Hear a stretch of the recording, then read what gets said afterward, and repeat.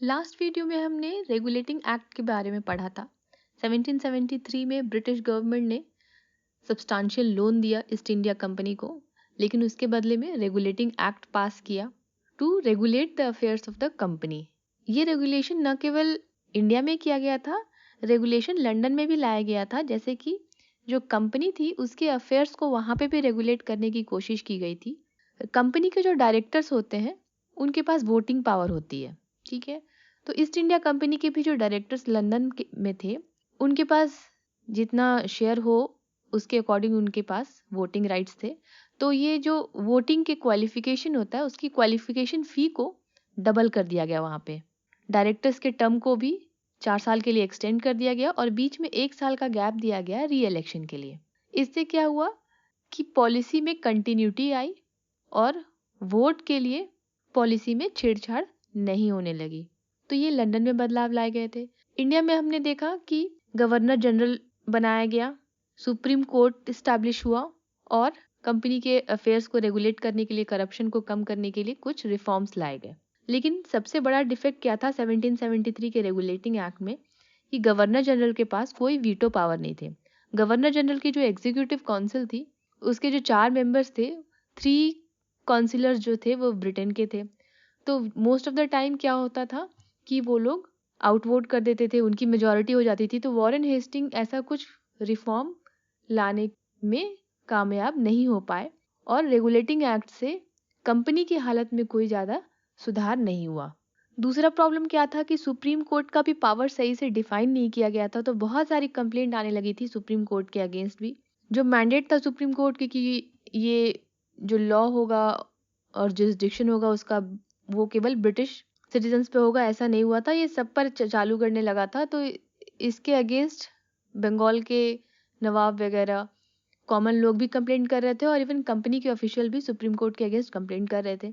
इसको रेटिफाई करने के लिए अमेंडिंग एक्ट लाया गया था, अमेंडिंग एक्ट ऑफ 1781। 1780 तक आते आते क्या हुआ कि कंपनी का फिर से वही क्राइसिस शुरू हो गया। इसके सारे प्रिविलेजेस रन आउट हो गए, जितना भी इसको लोन मिला था वो खत्म हो गया।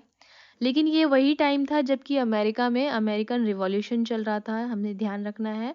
तो 1784 तक डिसीजन डिले किया गया कोई भी रिफॉर्म लाने के लिए। उस समय ब्रिटेन के फर्स्ट फॉरेन सेक्रेटरी थे चार्ल्स जेम्स फॉक्स। उन्होंने पहली बार कोशिश की थी कि ब्रिटिश इंडिया का कंट्रोल जो है वो 7 कमिश्नर्स को ट्रांसफ़र कर दिया जाए।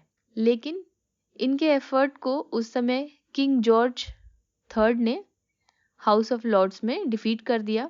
फिर फाइनली 1784 में prime minister William Pitt the younger, ये सबसे कम उम्र के प्रधानमंत्री थे, बस मात्र 24 साल की उम्र में ये प्रधानमंत्री बन गए थे। ये लेके आए पिट्स इंडिया एक्ट, इन्हीं के नाम पे है ये पिट्स इंडिया एक्ट ऑफ 1784। इन्होंने इंट्रोड्यूस किया ड्यूअल कंट्रोल का कॉन्सेप्ट। ये ड्यूअल कंट्रोल का कॉन्सेप्ट रॉबर्ट क्लाइव के कॉन्सेप्ट से टोटली डिफरेंट था। आइए समझते हैं इसको। तो हमने जाना कि क्या रीज़न था, कंपनी को दोबारा से लोन चाहिए था, रेगुलेटिंग एक्ट में बहुत सारी डिफिशियंसीज थी, इफेक्टिव नहीं था। तो इन सब को करेक्ट करने के लिए पिट्स इंडिया एक्ट लाया गया। ये भी ध्यान रखने वाली बात है कि ईस्ट इंडिया कंपनी को मेनली ट्रेड करने का चार्टर मिला हुआ था। तो एक ट्रेडिंग कंपनी थी, लेकिन जैसे जैसे ये अक्वायर करने लगी टेरिटरीज, तो इसके पास पॉलिटिकल पावर्स भी आने लगे, जो कि ब्रिटिश क्राउन को बिल्कुल भी पसंद नहीं था कि एक ट्रेडिंग कंपनी के पास पॉलिटिकल पावर्स हो। तो एफर्ट ये था कि कंपनी के पॉलिटिकल अफेयर्स को उसके कॉरपोरेट अफेयर्स से सेपरेट कर दिया जाए। अभी तक तो केवल रेगुलेट करने की कोशिश की जा रही थी, लेकिन अब कोशिश थी कि पॉलिटिकल कंट्रोल ले लिया जाए ईस्ट इंडिया कंपनी से। तो क्या मेन फीचर्स थे?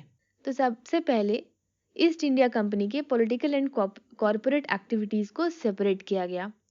इसके लिए बोर्ड ऑफ कंट्रोल एक बनाया गया। कोर्ट ऑफ डायरेक्टर्स पहले से थे।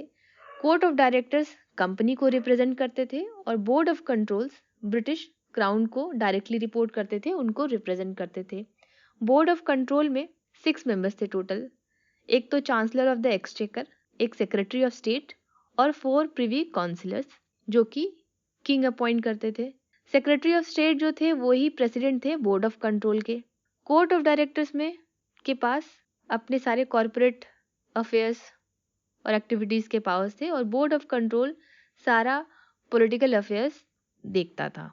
ऑल्दो कोर्ट ऑफ डायरेक्टर्स अब इंचार्ज थे कॉमर्स के, और दे वेयर द एग्जीक्यूटिव्स, यानी कि सारा अफेयर्स जो था यही लोग एग्जीक्यूट कर रहे थे, लेकिन इनके ऊपर अब आ गया था बोर्ड ऑफ कंट्रोल इनके सुपरिटेंडेंट्स के लिए। पहले प्रेसिडेंट थे हेनरी डंडस, जो कि वर्चुअली मिनिस्टर फॉर इंडिया बन गए। कोर्ट ऑफ डायरेक्टर्स बोर्ड के साथ डील करते थे through a secret committee of 3, लेकिन इनके जो डिस्पैचेस थे इनको पढ़ा जा सकता था, इनको अल्टर किया जा सकता था, वीटो किया जा सकता था, और इवन बोर्ड ऑफ कंट्रोल उसको डिक्टेट भी कर सकता था। अब तक कंपनी के पास ये पावर थी कि वो गवर्नर भेजता था अपना इंडिया में, अपना चुनता था, भेजता था, लेकिन अब क्राउन के पास ये पावर था कि वो गवर्नर जनरल को रिकॉल कर सकता है। गवर्नर जनरल के काउंसिल में भी बदलाव लाया गया। गवर्नर जनरल के काउंसिल को 4 से घटा करके 3 कर दिया गया, और अब गवर्नर जनरल के पास वीटो पावर दे दी गई, क्योंकि बहुत प्रॉब्लम हो रही थी, उनके पास वीटो पावर नहीं थी। तो गवर्नर जनरल की काउंसिल में अब कमांडर इन चीफ भी थे आर्मी के, ब्रिटिश आर्मी के कमांडर इन चीफ भी इंक्लूडेड थे। और इस न्यू एक्ट के अकॉर्डिंग हर 20 साल में जो कंपनी का चार्टर रिन्यू होता है उसके पहले एक पार्लियामेंट्री इंक्वायरी होगी। और क्या मेन फीचर्स थे? ये स्टैचू मैंडेटरी कर दिया कि जितने भी सिविल और मिलिट्री ऑफिसर्स होंगे उनको अपना एसेट डिक्लेयर करना पड़ेगा with in 2 months of joining, both in United kingdom and India. दोनों जगह पर ये जो भी उनके पोजेशंस हैं, जो प्रॉपर्टी है, उसको डिक्लेयर करना पड़ेगा। हमने देखा कि गवर्नर जनरल के काउंसिल को डिक्रीज करके 3 कर दिया गया, और commander in chief of the British crown उनमें से एक थे, वीटो पावर ग्रांट किया गया। एक और खास बात क्या थी कि अब तक Madras and Bombay presidency regulating act के अकॉर्डिंग सबॉर्डिनेट हुए थे बंगाल प्रेसिडेंसी के अंडर में, मतलब उनकी अभी भी पावर थी, तो काफ़ी ज़्यादा मिसमैच हो रहा था गवर्नेंस में। पिट्स इंडिया एक्ट में टोटली सबसर्विएंट कर दिया गया, मतलब बंगाल प्रेसिडेंसी के under Madras and Bombay presidency आ गई, तो एक तरह से कलकत्ता ब्रिटिश इंडियन कॉलोनीज का इफेक्टिव कैपिटल बन गया। सबऑर्डिनेट और सबसर्विएंट में डिफरेंस है। सबऑर्डिनेट में अभी भी पावर थी उन लोगों के पास मद्रास एंड बॉम्बे प्रेसिडेंसीज में, लेकिन सबसर्विएंट के बाद हो गया कि पूरी तरह से कंट्रोल अब बंगाल प्रेसिडेंसी के पास आ गया। ये पहली बार हुआ था कि इस एक्ट के तहत जितनी भी कंपनी की टेरिटरीज थी उसको बुलाया गया ब्रिटिश पोजीशन ऑफ इंडिया। इससे क्या हुआ कि एक तरह से ब्रिटिश गवर्नमेंट को पॉलिसी के ऊपर कंट्रोल मिला विदाउट एनी पैट्रनेज, मतलब उनको कुछ नहीं करना है, कंपनी ने सब कुछ एक्वायर किया है, लेकिन कंट्रोल हो गया ब्रिटिश गवर्नमेंट का। इंक्वायरी प्रोविजन आने की वजह से, जो हर 20 साल में एक इंक्वायरी प्रोविजन इंक्लूड किया गया, इसकी वजह से कंपनी की पावर सक्सेसिव स्टेज में कम होती गई, कंपनी की पॉलिटिकल पावर्स। जैसे कि on the first such inquiry 1793 में कंपनी ने कोशिश की कि वो क्रिश्चियन मिशनरीज को सपोर्ट न करे, लेकिन 1813 में कंपनी को एक्सेप्ट करना पड़ा मिशनरीज का एडमिशन, उनका यहाँ आना, और ट्रेड मोनोपोली भी एक तरह से कंपनी का खत्म हो गया। तो आगे आने वाली वीडियोस में हम लोग चार्टर एक्ट देखेंगे 1813 का। ये था पिट्स India act, why it came, क्या मेजर फीचर्स थे।